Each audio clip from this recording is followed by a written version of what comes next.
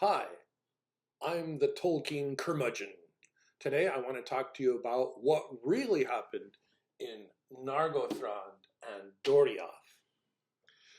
In chapter 22 of the Silmarillion, we read that Húrin was released from his captivity and that he went down to Nargothrond by himself and there found the dwarf Mim guarding or coveting or keeping the treasure of Glaurung.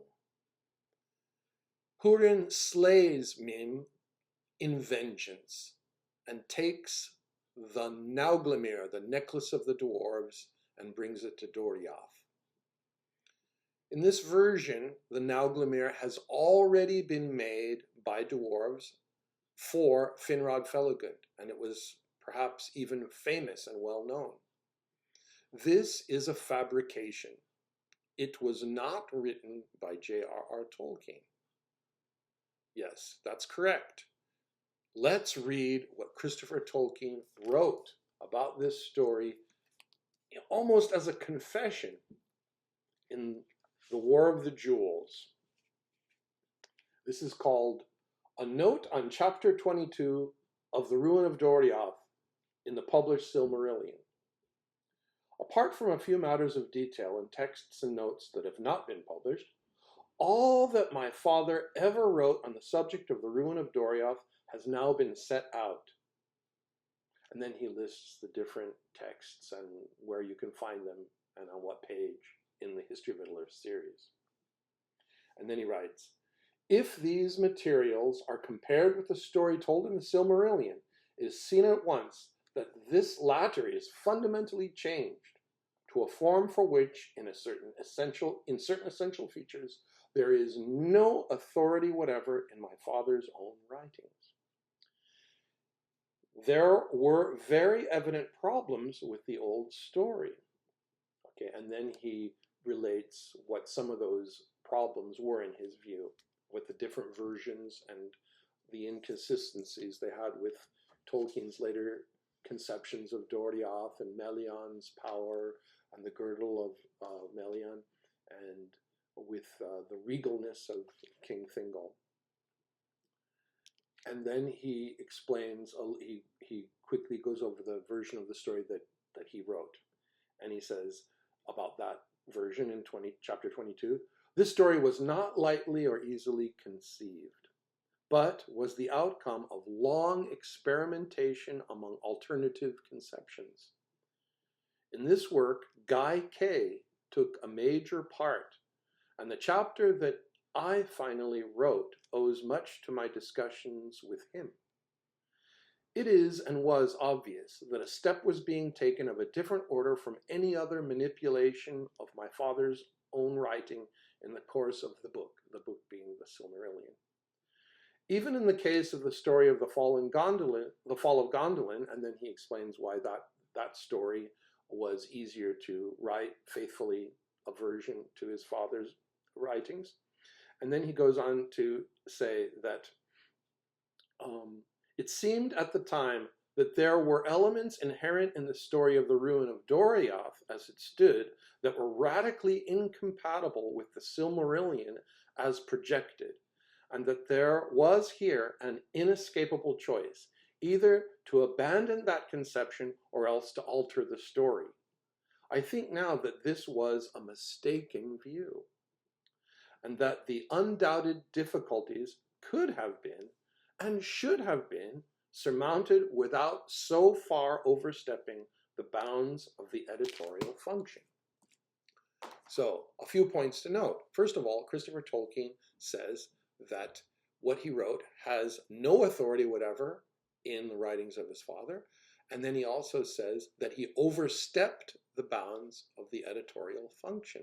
And then he also says that he could have and should have come up with something more faithful to his father's intentions.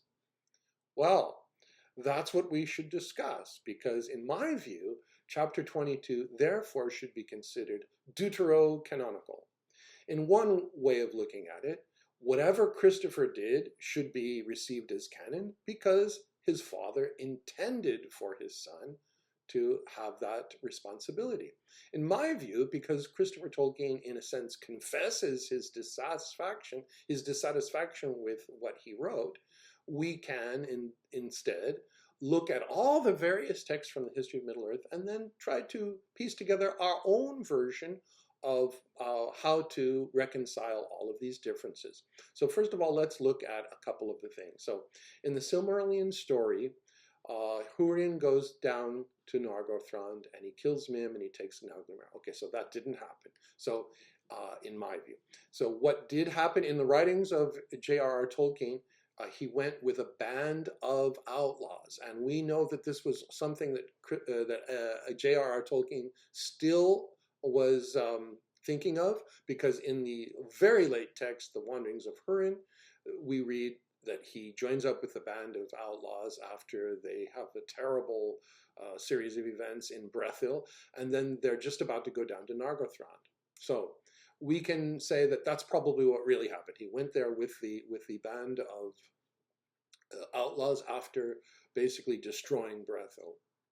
There he would have encountered Mim, and they kill Mim, and they take not a Nauglamir, because there had been no such necklace made yet, but they take a huge amount of treasure and they take it off to Doriath. Now, this is a next part that's a difficulty in the narrative, because in the Quenta Noldorinois, the story evolves to the idea that, well, Mim cursed the treasure, and the curse immediately takes effect on the outlaws, who begin to quarrel and fight amongst themselves, and they all kill each other basically, or steal or run off with the treasure, and Húrin is unable to bring it to Doriath, who then asks Thingol for help, and Thingol sends out some of his folks, and they bring the treasure to Doriath, and then Húrin then throws it down and says his ironic words.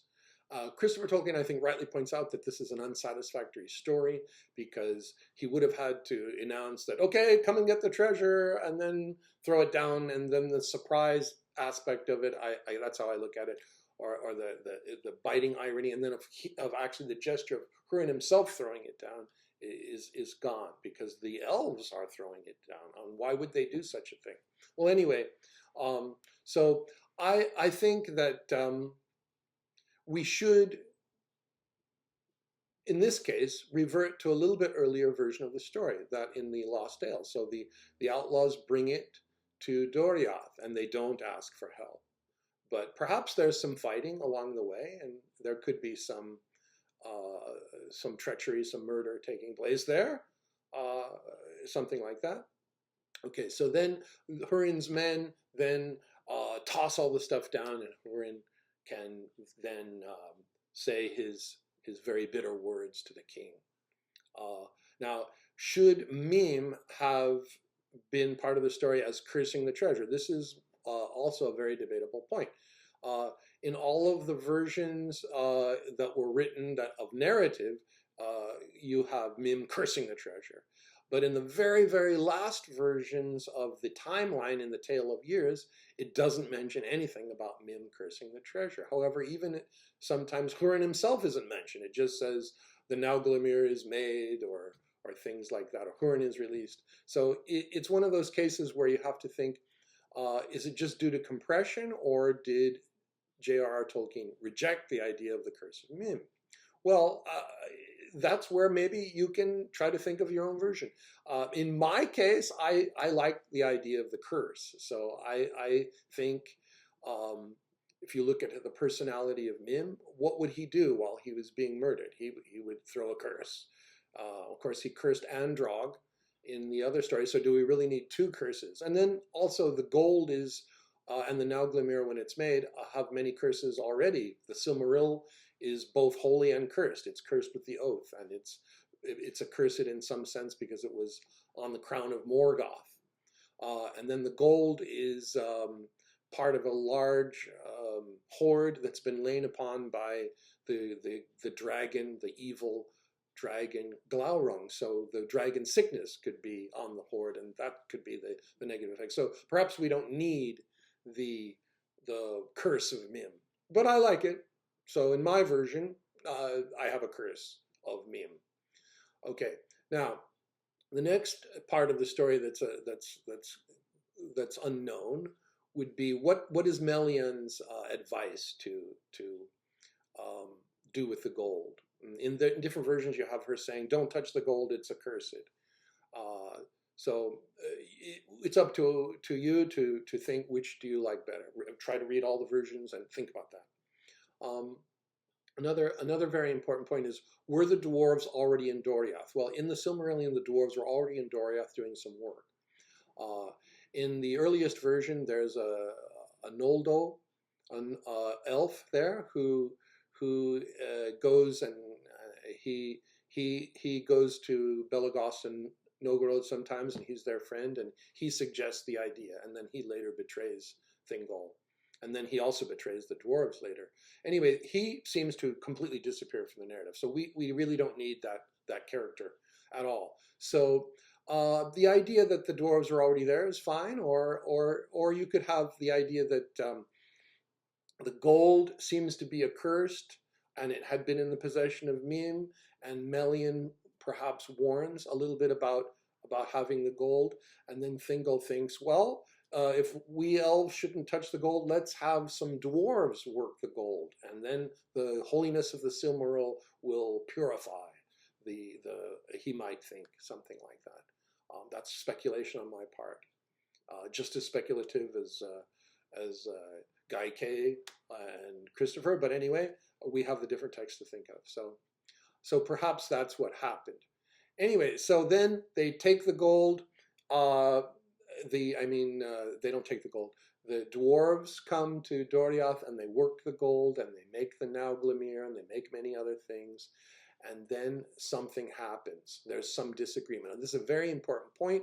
And what was the disagreement that happened between Thingol and the dwarves? The behavior of Tynwalint, which is the original name of the king in the Lost Tales, is very petty, really. And he didn't have a lot of wealth to begin with, so he really covets the gold. And then he's insulting to the dwarves, and he humiliates them, and it's beneath the dignity of the character we later know as Thingol. So what really happened here? It's very difficult to conceive. But anyway, we can think that some details might still be retained, like that the dwarves said, okay, we'll work this gold for a very small price. And then in their mind they'd be thinking, yes, a small price, the Silmaril is quite small actually, but we're going to demand that at the end. That's our small price. I don't know, but they say they're going to work for a small price, and then they make their demand at the end, and then after the end of working it, and then Thingol is offended by that, and then he gets angry, and perhaps he says, be gone, and he drives them away. Now, this is the next part where you have to think, what happens? Is there a fight? Do some of the dwarves get killed here? This is different in different versions. So we'd have to think about that. But it doesn't have to be that there was a fight at this point. But let's say there were a few scuffles, and then the dwarves leave. Now, did they steal the Nauglamir with the Silmaril at that time and take it away? Possibly. Or did they just leave? Now, one of the things that we read in some side notes that JRR Tolkien wrote was that, and this is, I think, what Christopher Tolkien was referring to, that he should have thought of another version, which was that the old story about the dwarves leave and then they come with an army and they attack and they sack Doriath, that doesn't work anymore. Because the girdle of Melian has now been conceived of as a great, great, powerful thing, and probably it can't be betrayed just by a little bit of treachery. That would make it almost like just a labyrinth that if you just know the secret, you can get through. So the idea of it happening through treachery, I think Christopher Tolkien was right in leaving that part out. So, but what J.R.R. Tolkien wrote in a note was that somehow Thingol could be lured outside or made to go to war beyond his borders and there die. So there's a couple of different ways we could think how that could happen. So one way is that the dwarves, while they're leaving, they steal the Nauglamir, and then Thingol goes in pursuit, and he catches up with them outside of the girdle, and then there's a fight. Another thought is the dwarves leave, and then they go get an army, and they come and they march to the borders, and they're not able to enter in. And then Thingol decides, okay, I'm going to go out and fight them, and so they have a battle, and then either way, Thingol is killed. And then you have to decide the next point, which is the dwarves take the Nauglamir and lots of treasure with them, or it's Melian catches up the Nauglamir and brings it to Beren, or many different things could happen. So in my view, the version that I kind of like is that the dwarves steal the Nauglamir and they escape from Doriath, and then Thingol goes in pursuit, and he catches up with them, and the dwarves kill him there and take the Nauglamir from him. And then Beren and the Ents come down from the Ered Luin, and they attack the dwarves, and the necklace of the dwarves is recovered. Now, what happens to Doriath? I don't like the version in the Silmarillion where Melian just abandons Doriath because